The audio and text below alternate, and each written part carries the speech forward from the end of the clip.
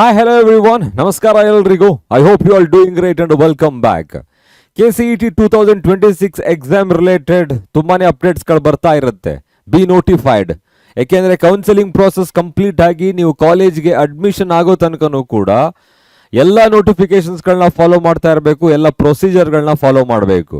So ಇವಾಗ ಒಂದು ಹೊಸ ಅಪ್ಡೇಟ್ ಏನಂತ ಹೇಳಿದ್ರೆ, ಕೆಲವರಿಗೆ for example verification slip download ಆಗ್ತಾ ಇಲ್ಲ ಅಂತ ಹೇಳಿದ್ರೆ, ಸೊ ನೀವೇನು ಮಾಡಬಹುದು ಆಗಿದ್ರೆ ನಿಮ್ಮ ಡಾಕ್ಯುಮೆಂಟ್ಸ್ಗಳನ್ನ ವೆರಿಫೈ ಮಾಡಿಸ್ಬೇಕು. ಡಾಕ್ಯುಮೆಂಟ್ಸ್ಗಳನ್ನ ವೆರಿಫೈ ಮಾಡಿಸೋದಕ್ಕೆ ಅಂತ ಇನ್ನೊಂದು ಅವಕಾಶ ಕೊಡ್ತಾ ಇದೆ. ಸೊ ಯಾವ ಥರ ಅಂತ ತಿಳ್ಕೊಳ್ಳೋಣ. ಸೊ ಅಫಿಷಿಯಲ್ ಎಕ್ಸ್ ಅಕೌಂಟಲ್ಲಿ KEA ಅನೌನ್ಸ್ ಮಾಡಿರೋದು ನಿನ್ನೆ.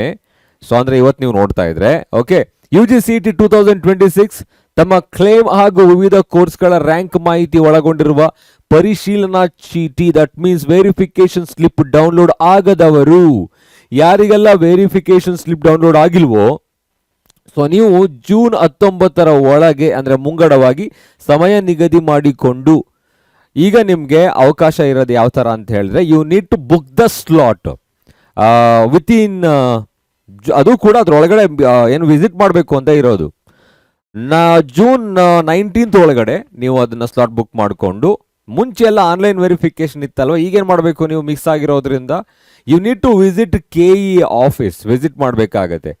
ಸೊ KEA ಕಚೇರಿಗೆ ಖುದ್ದು ಭೇಟಿ ನೀಡಿ ಸರಿ ಮಾಡಿಸಿಕೊಳ್ಳಬೇಕು, ಮೂಲ ದಾಖಲೆಗಳ ಸಮೇತ ಹೋಗಿ ಅಂತ ಇದೆ. ಓಕೆ, ನಿಮ್ದೆಲ್ಲ ಯಾವುದು ಕ್ಲೈಮ್ ನಾಟ್ ಕ್ಲೈಮ್ಡ್ ಅಂತ ಬಂದಿರುತ್ತೆ. ಯಾಕೆಂದ್ರೆ ಪ್ರತಿಯೊಂದು ಕೂಡ ಇಂಪಾರ್ಟೆಂಟ್. ನೀವು ಕನ್ನಡ ಮೀಡಿಯಮಲ್ಲಿ ಓದಿರ್ತೀರಾ ಅಥವಾ ರೂರಲ್ ಇರುತ್ತೆ, ಸ್ಟಡಿ ಸರ್ಟಿಫಿಕೇಟ್ಸ್ಗಳು 7 years ಇನ್ ಕರ್ನಾಟಕ ಏನೇನೋ ಇರುತ್ತೆ ಅಲ್ವಾ, ಅವೆಲ್ಲವೂ ಕೂಡ ಇದ್ರೂ ಕೂಡ ಕ್ಲೈಮ್ ಆಗಿಲ್ಲ ಅಂದರೆ you need to visit KEA office in Bengaluru. So ಅಲ್ಲಿ ಹೋಗಿ ನಂತರ ನೀವು ಅದನ್ನು ವೆರಿಫಿಕೇಶನ್ ಮಾಡಿಸ್ಕೋಬೇಕು, ನಂತರ ಅದು ಕ್ಲೈಮ್ಡ್ ಅಂತ ಬರುತ್ತೆ. ಓಕೆ, ಸೊ ನಂತರ ವೃತ್ತಿಪರ ಕೋರ್ಸ್ಗಳ ಪ್ರವೇಶಕ್ಕೆ ಆಪ್ಷನ್ಸ್ ದಾಖಲಿಸುವ ಮುನ್ನ, ಆಪ್ಷನ್ ಎಂಟ್ರಿ ಅಂತ ಏನಿರುತ್ತೆ ಮುನ್ನ, ಪರಿಶೀಲನಾ ಚೀಟಿ ಹೊಂದುವುದು ಕಡ್ಡಾಯ. ಸೊ ಕೌನ್ಸಲಿಂಗ್ ಪ್ರೋಸೆಸ್ಗೆ ಎಸ್ಪೆಷಲಿ ಆಪ್ಷನಲ್ ಎಂಟ್ರಿಗೇನೆ it's very important to get the verification slip. So ಪಡ್ಕೊಳ್ಳಿ ಮಕ್ಕಳೇ. ಕೆಲವರಿಗೆ PUC ಅಂಕ ನಮೂದಿಸದೇ ಇರುವುದು, ಓಕೆ, ಅದೊಂದು. ಇನ್ನೂ ಕೆಲವರು ವ್ಯಾಸಂಗದ ದಾಖಲಾತಿಗಳನ್ನು ಪರಿಶೀಲನೆ ಮಾಡಿಸಿಕೊಳ್ಳದ ಕಾರಣಕ್ಕೆ ಪರಿಶೀಲನಾ ಅಂದರೆ ವೆರಿಫಿಕೇಶನ್ ಸ್ಲಿಪ್ ಡೌನ್ಲೋಡ್ ಆಗುತ್ತಿಲ್ಲ. ಅಂದರೆ ನೀವು ಸೆಕೆಂಡ್ PU ಮಾರ್ಕ್ಸ್ ಎಂಟ್ರಿ ಮಾಡಿಲ್ಲ ಅಂತ ಹೇಳಿದ್ರೆ, ಇಲ್ಲ ಈ ಥರ ಯಾವುದು ಸ್ಟಡಿ ಸರ್ಟಿಫಿಕೇಟನ್ನು ಮಾಡಿಸಿಲ್ಲ, ಅದನ್ನು ಕ್ಲೇಮ್ ಮಾಡೋಕ್ಕಾಗಿಲ್ಲ ಅಂತ ಹೇಳಿದ್ರೆ, ಈ ಥರ ಸೊ ಅದು ಕ್ಲೇಮ್ ಆಗಿಲ್ಲದೆ ಇದ್ರೆ, so you can visit KEA office. Okay, so ಇದರ ಜೊತೆಗೆ ಓಕೆ, ಸೊ ಪರಿಶಿಷ್ಟ ಜಾತಿಯ ಅಭ್ಯರ್ಥಿಗಳು ಒಳ ಮೀಸಲಾತಿ ಪ್ರಕಾರ SC ABC ಹೊಸ ಪ್ರಮಾಣ ಪತ್ರಗಳ RD ಸಂಖ್ಯೆ ದಾಖಲಿಸದೇ ಇರುವುದು. ನೀವೇನಾದರೂ ದಾಖಲಿಸಿಲ್ಲ ಅಥವಾ ಎಂಟ್ರಿ ಮಾಡಿಲ್ಲ ಅಂತ ಹೇಳಿದ್ರೆ ಅದು ಕಾರಣ ಆಗಿರುತ್ತೆ. ಓಕೆ, ಒಂದು ವೆರಿಫಿಕೇಶನ್ ಆಗಿಲ್ಲದೆ ಇರೋದು. ಓಕೆ, ದಾಖಲೆ ಪರಿಶೀಲನೆ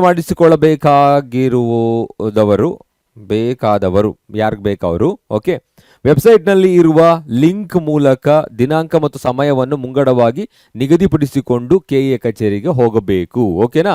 ಸೊ ನೋಡಿ, ಇದು ಪೂರ್ತಿ ಹೇಳ್ತೀನಿ ಇವಾಗ. ಒಂದು, ಈಗ ಫಸ್ಟ್ ನೀವು ಸ್ಲಾಟ್ ಬುಕ್ ಮಾಡ್ಕೊಬೇಕು. ಅದಕ್ಕೇನು ಮಾಡಬೇಕು, KEA ವೆಬ್ಸೈಟ್ಗೆ ಹೋಗಬೇಕು. KEA ವೆಬ್ಸೈಟಲ್ಲಿ ಸೊ ಪ್ರವೇಶ ಅಂತ ಇರುತ್ತೆ ನೋಡಿ, ಅದನ್ನು ಕ್ಲಿಕ್ ಮಾಡಿದ್ರೆ ಯು ವಿಲ್ ಗೆಟ್ UGCET 2026.